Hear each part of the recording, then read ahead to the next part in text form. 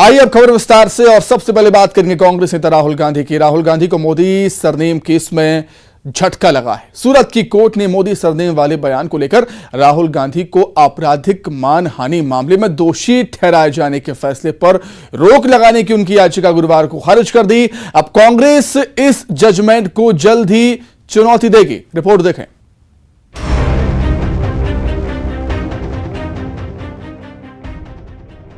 सूरत sessions court ने Modi surname बयान से जुड़े मानहानि के मामले में दोषी ठहराए जाने के खिलाफ राहुल गांधी की याचिका को खारिज कर दिया है। अदालत ने फैसला सुनाते हुए कांग्रेस नेता राहुल गांधी को नसीहत देते हुए कहा कि राहुल गांधी को एक सांसद और पूर्व कांग्रेस अध्यक्ष के रूप में अपने शब्दों से अधिक सावधान रहना चाहिए था, जिसका लोगों के दिमाग पर बड़ा असर पड़ता है। अदालत ने यह भी कहा कि राहुल गांधी के मुंह से निकला कोई भी अपमानजनक शब्द पीड़ित व्यक्ति को मानसिक पीड़ा देने के लिए काफी है। अरेस्ट ऑफ रेयर केस, तो उसके बारे में भी कोर्ट ने सही तरीके से सारे जजमेंट के ऊपर आधार रख के उन्होंने डिस्कशन किया हुआ है कि this is not a arrest of rare case कि जिसमें कन्विक्शंस को सस्पेंड किया जा सके। यह तीसरा मुद्दा है। चौथा मुद्दा, conduct of the accused, he is being MP, need to be more careful. और उन्होंने जो कोर्ट के समक्ष उनका जो व्यवहार था, जो उनके क्रिमिनल उनके सामने केसेस है, वो भी डिस्कस किया हुआ है। याचिका खारिज होने के बाद अब राहुल गांधी की लीगल टीम आगे की कानूनी प्रक्रिया की तैयारी कर रही है। छत्तीसगढ़ के सीएम भूपेश बघेल ने कहा कि लीगल टीम अपना काम करेगी, लेकिन साथ ही प्रजातांत्रिक तरीके से भी आंदोलन का सिलसिला जारी रहेगा। एक तो प्रजातांत्रिक लड़ाई है जिसको हम लोग लड़ रहे हैं, मसाल याद रहे हैं कि बहुत सारे आंदोलन कर रहे हैं। दूसरी तरफ जो न्यायालय, वो तो राहुल जी पहले क्लियर कर चुके हैं, न्यायालय की जो लड़ाई है वो लीगल टीम है वो लड़ेगी, और दूसरा राजनीतिक लड़ाई है वो हम लोग लड़ेंगे। उधर छत्तीसगढ़ के पूर्व सीएम रमन सिंह ने कहा कि राहुल नई याचिका पुरानी याचिका से अलग नहीं थी, ऐसे में इसे खारिज तो होना ही था। राहुल गांधी की याचिका खारिज तो होना ही था, और उस याचिका में और इस याचिका में कोई बहुत ज्यादा महत्वपूर्ण नहीं था। इस मामले पर मध्य प्रदेश में भी सियासी बयानबाजी तेज हो गई है। जाने चाहिए, कांग्रेस को तो न्यायालय प्रक्रिया में विश्वास नहीं है, इसीलिए तो तरह तरह के देश भर में यात्राएं निकाल रहे हैं, देश भर में विरोध कर रहे हैं। अरे न्यायालय ने फैसला दिया, उसके खिलाफ आपको जो भी प्रक्रिया का पालन करना है कानूनी करना चाहिए। लेकिन आप तो कहते हैं हमें न्यायालय पे विश्वास नहीं, तो विश्वास नहीं तो फिर न्यायालय क्यों जा रहे हैं? फिर घर बैठिए और जेल जाके सजा भुगती है। सजा भी आपको भुगतना नहीं है, जेल आपको जाना नहीं है, न्यायालय में अपील भी करना और न्यायालय पे विश्वास भी नहीं, तो इस तरह का चरित्र, दोहरा चरित्र तो चलेगा नहीं। राहुल गांधी 2019 के लोकसभा चुनाव में केरल के वायनाड से सांसद बने थे। कर्नाटक के कोलार में 2019 के दौरान एक चुनावी रैली में मोदी सरनेम पर विवादित टिप्पणी का मामला सूरत अदालत पहुंचा था। 23 मार्च को सूरत की एक अदालत ने बीजेपी नेता पूर्णेश मोदी की मानहानि याचिका पर राहुल गांधी को दोषी करार दिया था और 2 साल के कारावास की सजा सुनाई थी, जिसके एक दिन बाद उन्हें लोकसभा की सदस्यता से अयोग्य करार दे दिया गया। Bureau report, news 18।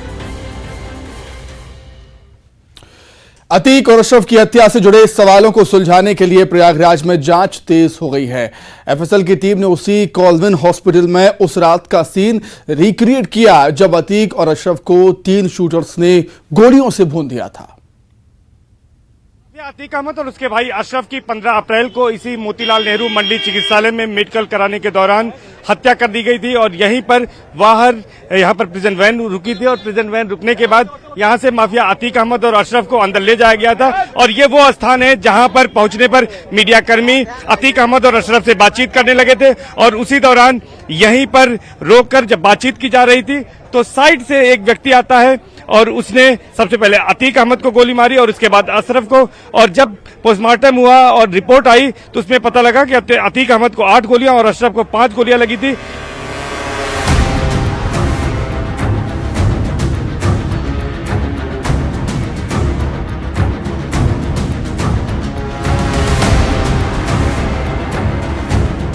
Mafia Atiq Ahmad और अशरफ की हत्या का क्राइम सीन रिक्रिएट किया गया।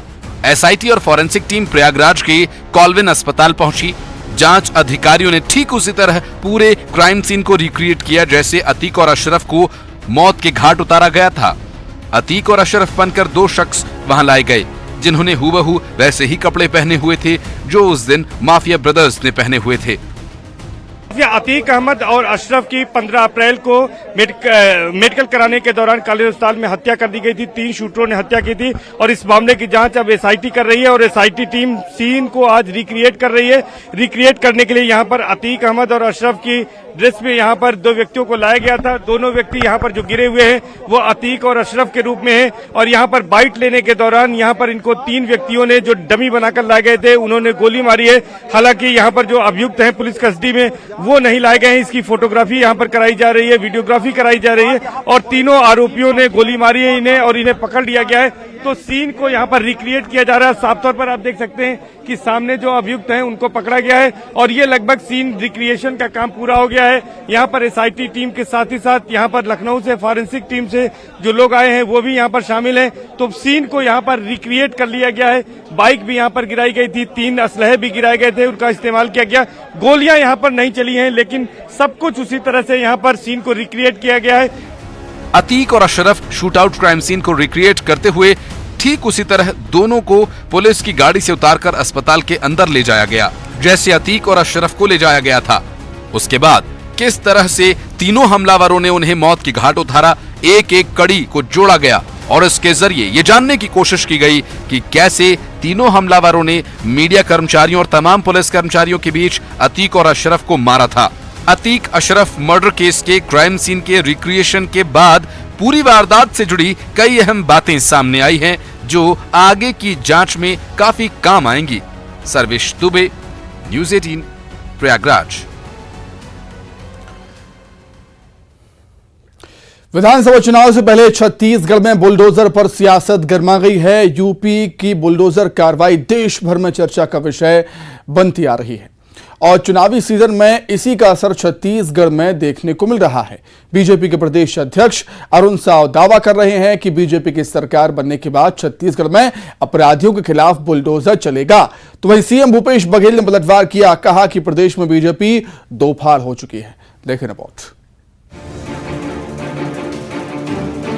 यूपी और मध्य प्रदेश के बाद अब छत्तीसगढ़ की सियासत में भी बुलडोजर की एंट्री हो गई है। ठीक विधानसभा चुनाव से पहले बुलडोजर को लेकर बयानबाजी शुरू हो गई। बीजेपी ने ऐलान कर दिया कि अगर छत्तीसगढ़ में सरकार बीजेपी की आई तो अपराधियों पर बुलडोजर चलाएंगे। कानून व्यवस्था के मुद्दे पर बीजेपी सूबे की सरकार को घेरने में जुटी हुई है और अपराधियों पर एक्शन नहीं लेने का आरोप लगा रही है। अब प्रदेश बीजेपी अध्यक्ष अरुण साव छत्तीसगढ़ में अपराधियों पर बुलडोजर से कार्रवाई की जरूरत पर जोर दे रही है। उनका दावा है कि राज्य में बीजेपी की सरकार आएगी और साथ में विधर्मियों, माफियाओं और जिहादियों का काल आएगा। उन्होंने तो चेतावनी भी जारी कर दी है कि गुंडे जिहादी बोरिया बिस्तर बांध लें क्योंकि बुलडोजर तो निश्चित रूप से चलेगा। तेजी से छत्तीसगढ़ में अपराध बढ़ा है, माफियाओं का राज छत्तीसगढ़ में बना है। आज छत्तीसगढ़ का आम व्यक्ति परेशान है, आम व्यक्ति के साथ अत्याचार हो रहा है। तो निश्चित रूप से जो अपराध करने वाले लोग हैं, अपराधी हैं, बड़े बड़े अपराधी हैं, उन पर बुलडोजर तो चलना ही चाहिए। छत्तीसगढ़ में कानून व्यवस्था का राज लाने के लिए। अरुण साव के इस ऐलान के बाद सीएम भूपेश बघेल ने बीजेपी पर सीधा हमला किया। सीएम ने कहा कि प्रदेश में बीजेपी दो फाड़ हो चुकी है। अरुण साव जी आजकल तरह तरह के बयान दे रहे हैं और उसके ट्वीट भी देखो, उसके बयान देखो तो लगता ये है कि भारतीय जनता पार्टी में दो फाड़ हो चुका है। अरुण साव जी का विश्वास अब मोदी और शाह से हट चुका है। अब उसकी बात नहीं करते, अब वो बुलडोजर की बात करने लगे। मतलब योगी आदित्यनाथ उस रास्ते में चलते हैं। मतलब ये है अरुण साव जी ने स्वीकार कर लिया है कि अब मोदी और शाह की जादू उतर चुका है। सीएम के इस बयान पर भी अरुण साव ने रिएक्शन दिया है। उनका दावा है कि बीजेपी एकजुट है और पार्टी के सभी नेता मिलकर काम कर रहे हैं। पहली बात तो यह है भूपेश बघेल जी अपनी पार्टी की चिंता करें। उनकी पार्टी में कितने फाड़ हैं, कैसे मुख्यमंत्री की कुर्सी की लड़ाई चल रही है, कैसे प्रदेश अध्यक्ष के लिए लॉबिंग चल रही है। तो भूपेश बघेल जी अपनी पार्टी की चिंता करें। भारतीय जनता पार्टी एकजुट है और एकजुटता से पार्टी के सभी नेता एक साथ मिलकर हम लोग पार्टी के लिए काम कर रहे हैं। भारतीय जनता पार्टी के राष्ट्रीय नेतृत्व का पूरा भरोसा और विश्वास छत्तीसगढ़ के भारतीय जनता पार्टी के ऊपर है, प्रदेश अध्यक्ष के नाते मुझ पर है और हम सब मिलकर पार्टी को आगे बढ़ाने में मजबूती से लगे हुए हैं। राजनीति के जानकार मानते हैं कि बीजेपी 2023 के पिच बुलडोजर के सहारे तैयार करने की कोशिश कर रही है, क्योंकि यूपी और मध्य प्रदेश में बुलडोजर की कार्रवाई ने सबका ध्यान खींचा है। ऐसे में बीजेपी की कोशिश विधानसभा चुनाव से पहले बुलडोजर के जरिए जनता के बीच सुशासन का संदेश पहुंचाने की है। बहरहाल बुलडोजर की एंट्री के बाद चुनाव में बीजेपी को कितना फायदा मिलेगा, ये बड़ा सवाल है। ममता लांजेवार, न्यूज़ 18 रायपुर। फिल्म अभिनेता सोनू सूद वैसे तो बॉलीवुड में अपने बेहतरीन अभिनय के लिए जाने जाते हैं, लेकिन उन्होंने अपने अभिनय के अलावा अपनी दरियादिली से लोगों के दिलों में जगह बनाई है। कोरोना महामारी में वे लोगों के लिए मसीहा बनकर उभरे और अब वे राजनीति के क्षेत्र में भाग्य आजमाने की इच्छा भी रख रहे हैं। उन्होंने इंदौर में अपनी इच्छा जाहिर भी की। देखिए।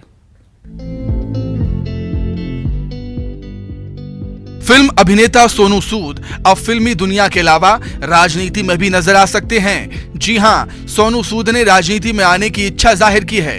उन्होंने कहा है, राजनीति भी बहुत अच्छी कमाल की दुनिया है। सूद ने कहा कि पॉलिटिक्स में आने की इच्छा तो नहीं रखता, लेकिन ऐसी चीजें हो जाती हैं, मुझे लगता है कि राजनीति में आना चाहिए। सोनू सूद ने सिर्फ सियासत में एंट्री की इच्छा ही नहीं जताई, बल्कि इंदौर से चुनाव लड़ने की ख्वाहिश भी जाहिर की है। सूद ने कहा है, मेरी जमीन जायदाद इंदौर में है और इस शहर से मेरा इमोशनल कनेक्शन है। इंदौर से मेरा पुराना रिश्ता है कि मैं इंदौर में मेरे जितने रिलेटिव्स हैं इंदौर में, मेरी खुद की जगह भी है यहाँ पर, और छुट्टियों में मैं इंदौर ही आता था। तो 56 नंबर मार्केट हो, प्लासिया हो, सराफा बाज़ार हो, मैंने पूरा देखा हुआ है। मैंने स्कूटर चलाना भी इंदौर से ही सीखा था पहली दफ़ा, पीछे एबी रोड पे ही यहाँ पे घूमते हुए। तो मेरी बड़ी एक इमोशनल कनेक्शन है इस शहर के साथ। अंकल फादर मुझे 56 नंबर मार्केट जब लेते पलासिया में लेके आते तब खाने की बड़ी कमाल की दुकानें थी, अभी और बेहतर हो चुकी हैं। तो आई थिंक इंदौर मुझे अपना घर ही लगता है। उधर सोनू सूद के राजनीति में आने की इच्छा पर इंदौर के सांसद शंकर लालवानी ने स्वागत किया है। देखिए, ये प्रजातंत्र में सबको अधिकार है, तो जहाँ से भी वो लड़ना चाहे लड़ सकते हैं। राजनीति प्रवेश पर आप क्या कहेंगे? देखिए, अच्छे लोगों का राजनीति में होना चाहिए और जो अच्छे लोग हैं, जो अच्छा काम कर रहे हैं, उनको राजनीति में आना भी चाहिए। कोरोना महामारी के दौरान सोनू सूद ने जरूरतमंदों की खूब मदद की थी। देश भर में लोगों के लिए महज एक कलाकार न होकर रियल हीरो बन गए थे। ऐसे में फैंस को उम्मीद है कि सोनू राजनीति में भी समाज सेवा की भावना से काम करेंगे। अरुण त्रिवेदी, न्यूज़ 18 इंदौर। हरदा में एक ऐसा गांव है जो हर 3 साल में एक दिन के लिए खाली हो जाता है। इस गांव में ना तो कोई इंसान नजर आता है उस दिन, ना ही कोई मवेशी। गांव में बाहरी लोगों की एंट्री पर भी रोक होती है। आखिर क्या है यह अनूठी परंपरा, रिपोर्ट में देखें आप।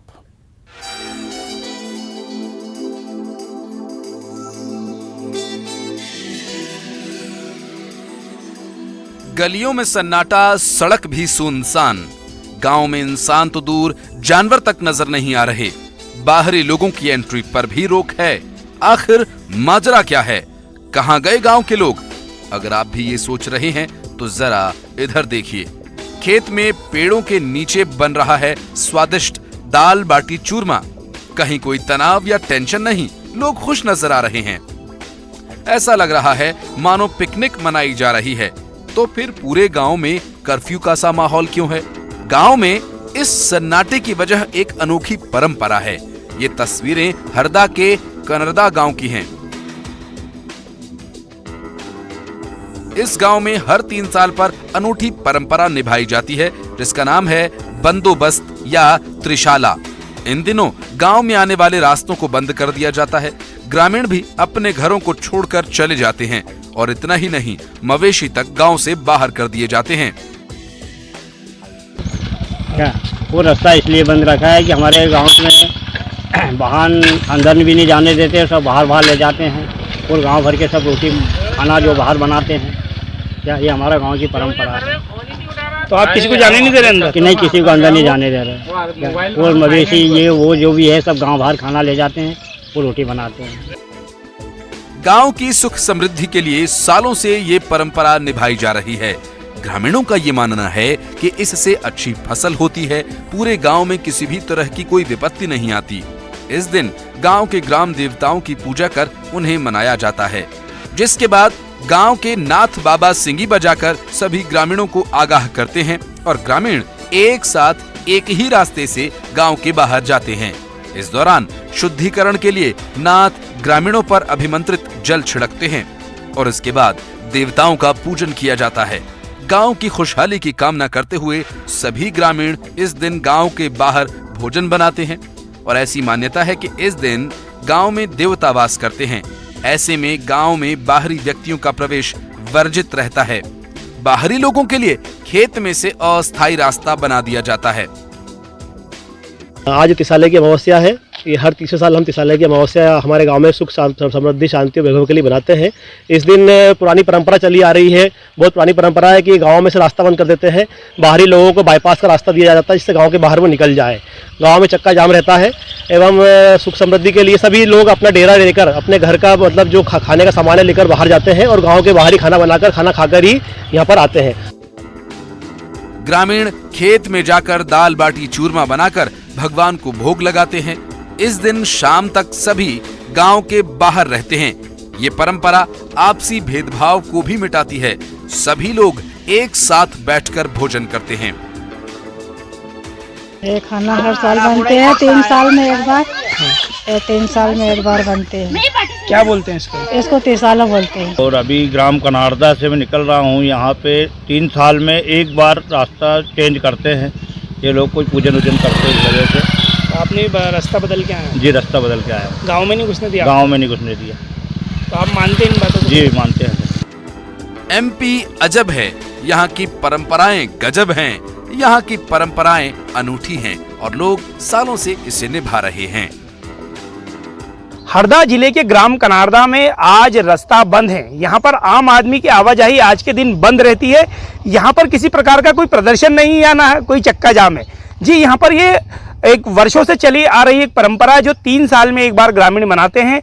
यहाँ पर गांव की सुख शांति और समृद्धि के लिए यहाँ ग्रामीण रास्ता बंद करते हैं और पूरे गांव वाले जो है खेतों में जाकर अपने परिवारजनों के साथ खाना बनाते हैं और भगवान को भोग लगाकर एक साथ बैठकर प्रसाद को ग्रहण करते हैं। ग्रामीणों की माने तो उनका ये कहना है कि ये हमारी पुरानी मान्यता है। इस परंपरा का पालन जो है गांव की शांति और समृद्धि के लिए किया जाता है। अगर इस परंपरा का पालन नहीं करते हैं तो गांव में हानि उठाना पड़ती है। प्रवीण सिंह तंवर, न्यूज़ 18 हरदा। अप्रैल बीत रहा है तो गर्मी सितम ढा रही है। मई और जून अभी बाकी है। प्रचंड गर्मी में इंसान के साथ साथ जानवरों के भी दम फूल रहे हैं। ऐसे में भोपाल के वन विहार में रहने वाले जंगली जानवर कूलर की ठंडी हवा में आराम फरमा रहे हैं। आप भी देखें।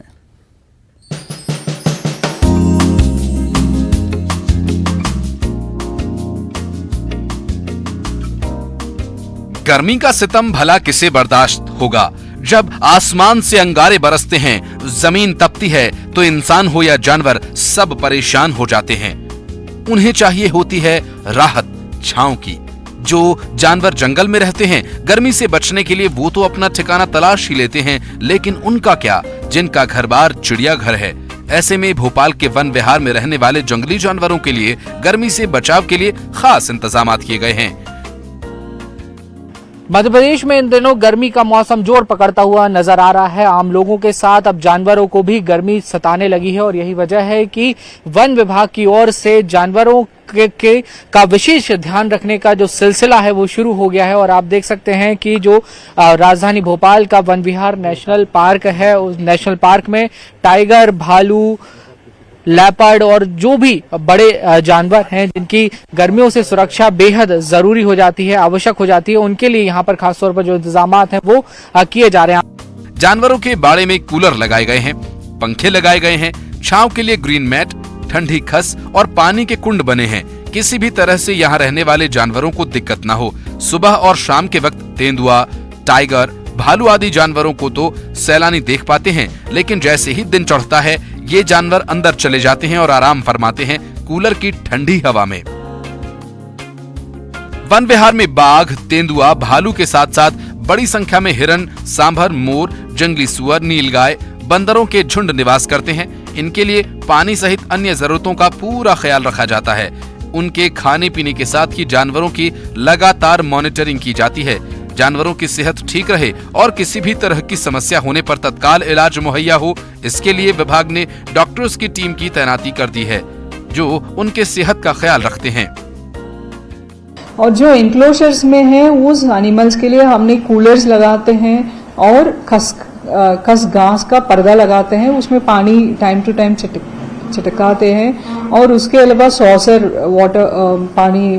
में पानी डाल के रखते हैं और उस सॉसर के ऊपर भी ग्रीन नेट लगाते हैं और हर इंक्लोजर में एक छोटा सा एक हट टाइप का बनाते हैं ताकि जानवर घूमते घूमते अगर उसको गर्मी लगेगा तो वहां जाके बैठ सकें, पानी में बैठ सकें और अंदर आ जाएगा, कमरे में आ जाएगा तो उसको ये कूलर का ठंडापन और उसके ऊपर गर्मी ना हो, उसके लिए हमारा पर्दा में पानी वानी डालते रहता है। प्रदेश के कई शहरों में पारा 40 डिग्री के पार हो चुका है। खजुराहो के राजगढ़ में तो तापमान 43 डिग्री तक पहुंच चुका है। अभी अप्रैल बीत रहा है, मई और जून बाकी है। आप देख सकते हैं यहाँ पे तस्वीरों में, ये देखिए, ये खस से पूरी तरह से कवर किया गया है और इस पूरी जगह को न्यू टाइगर हाउसिंग नाम दिया गया है। यहाँ पे कूलर्स जो हैं वो लगातार चल रहे हैं ताकि कूलिंग बनी रहे और जो टाइगर हैं वो इस गर्मी के मौसम में डिहाइड्रेशन से बच सके। और यहाँ से आप और नजदीक से इन तस्वीरों में देख सकते हैं जो टाइगर है वो यहाँ पे बैठा हुआ है और छांव में, हवा में आराम करता हुआ नजर आ रहा है। तो ये एक बड़ी पहल कहा जा सकता है वन्य जीवों के संरक्षण के लिए और गर्मियों से उन्हें बचाने के लिए। पानी की भी यहाँ पे जो पर्याप्त इंतजामात हैं, जो व्यवस्था है वो की गई है और ऐसे सभी जानवरों का इन गर्मियों के मौसम में विशेष तौर पर ध्यान रखा जा रहा है। वीडियो जर्नलिस्ट खिलान सिंह के साथ न्यूज 18 के लिए भोपाल से वासु चौरे। तो इसी के साथ फिलहाल इस वक्त में इतना ही। खबरें लगातार जारी है। नमस्कार।